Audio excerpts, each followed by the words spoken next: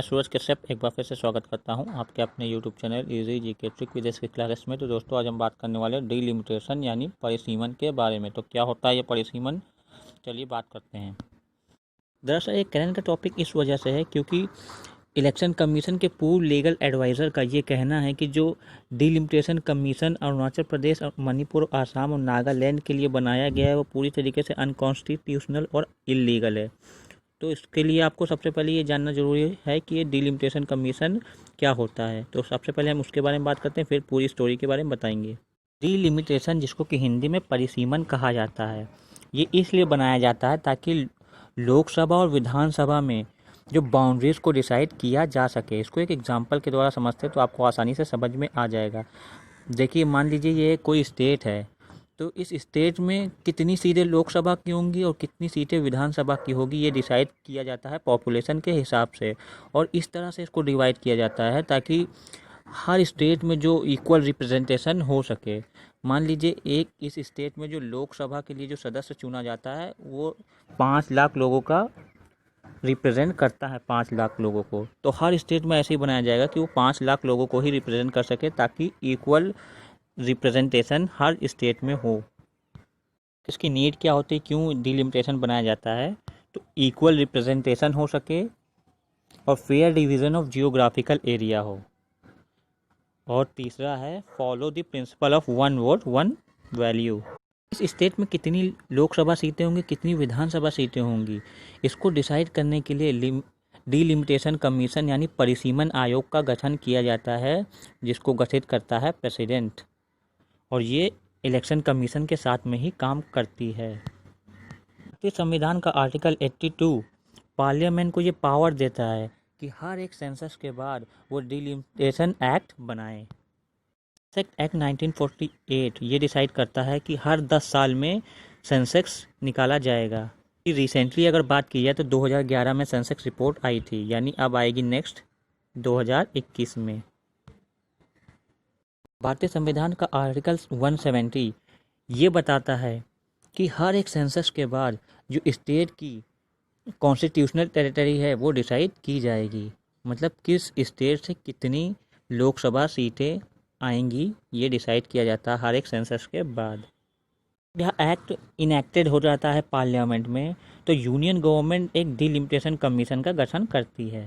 जैसा कि हम सभी जानते हैं कि यूपी में पूरे ऑल ओवर इंडिया की सबसे ज़्यादा पॉपुलेशन है। इस वजह से सबसे ज़्यादा जो लोकसभा सीटें हैं 80, वो यूपी से ही आती हैं। और यूपी में ही सबसे ज़्यादा विधानसभा सीटें हैं 403। आपको यहाँ सबसे इम्पोर्टेंट बात बता दें कि ये जो सीटें डिसाइड की गई थी वो 1971 में जो सेंसेक्स हुआ था उसके हिसाब से सीटें डिसाइड की गई थी। यानी अब अगर 2021 में जो सेंसेक्स होगा उसके हिसाब से अगर ये सीटें डिसाइड की जाएं तो पॉपुलेशन इस समय ज़्यादा बढ़ गई होगी, यानी सीटें और ज़्यादा बढ़ जाएंगी। तो आखिर ये डीलिमिटेशन कमीशन यानी परिसीमन आयोग का कंपोजिशन कैसा होता है? तो इसमें सुप्रीम कोर्ट के रिटायर्ड जज होते हैं, चीफ इलेक्शन कमिश्नर होता है और साथ ही साथ हर एक स्टेट का इलेक्शन कमिश्नर होता है। इसका फंक्शन क्या होता है आखिर? इसका कार्य होता है कि नंबर को डिसाइड करना, यानी लोकसभा और विधानसभा की कितनी सीटें होंगी, और इसकी बाउंड्रीज़ को डिसाइड करना ताकि हर एक स्टेट में पॉपुलेशन जो है वो इक्वल हो, मतलब इसका रिप्रेजेंटेशन इक्वल हो। और इसके अलावा इसका जो कार्य होता है वो SC ST के लिए कितनी सीटें होंगी उसको भी डिसाइड करना हो। तो अब आपको डीलिमिटेशन कमीशन के बारे में समझ में आ गया होगा। तो अब आइए देखते हैं कि क्या इशू है, ये करंट का क्यों विषय है। तो इलेक्शन कमिश्नर के फॉर्मल लीगल एडवाइज़र का ये कहना है जो डीलिमिटेशन अरुणाचल प्रदेश, मणिपुर, असम, नागालैंड के लिए बनाया गया है वो पूरी तरीके से इलीगल है और अनकॉन्स्टिट्यूशनल है। दरअसल गवर्नमेंट ने 6 मार्च 2020 को इन 4 स्टेट के अलावा जम्मू कश्मीर, जो कि अब यूनियन टेरिटरी है, इसकी बाउंड्रीज़ को डिसाइड करने के लिए, यानी लोकसभा और विधानसभा की कितनी कितनी सीटें होंगी इसको डिसाइड करने के लिए एक डीलिमिटेशन कमीशन का गठन किया था। कब किया था? 6 मार्च 2020 को। और जिसके हेड कौन होंगे? सुप्रीम कोर्ट की जज रंजना प्रकाश देसाई। दरअसल गवर्नमेंट का ये मानना है कि जो लास्ट डीलिमिटेशन एक्सरसाइज की गई थी 2002 से 8 के बीच में इन 4 राज्यों में, उसका जो डेटा था वो थोड़ा सा चैलेंज था और जिसकी वजह से कुछ डिफेक्टिव डेटा वहाँ पे मिल गया था। इसकी वजह से जो ट्राइबल कम्युनिटीज़ हैं वो थोड़ी सी डरी हुई हैं कि उनका ऐसा मानना है कि इसकी वजह से इनके जो रिप्रेजेंटेशन में कमी आ सकती है। क्यों आ सकती है? क्योंकि हो सकता है डेटा में कुछ चेंजेस आ जाएं, तो जिस वजह से इनकी जो सीटें हैं उस स्टेट में वो और कम हो जाए।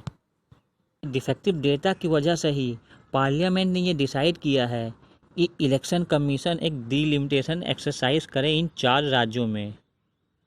सेंट्रल गवर्नमेंट ने जो ऑर्डर किया था कि डिलिमिटेशन कमीशन बनाया जाए, इसको ही पूरी तरीके से इलीगल कहा गया है, क्योंकि ये वायलेशन है रिप्रेजेंटेशन ऑफ पीपल एक्ट 1950 का।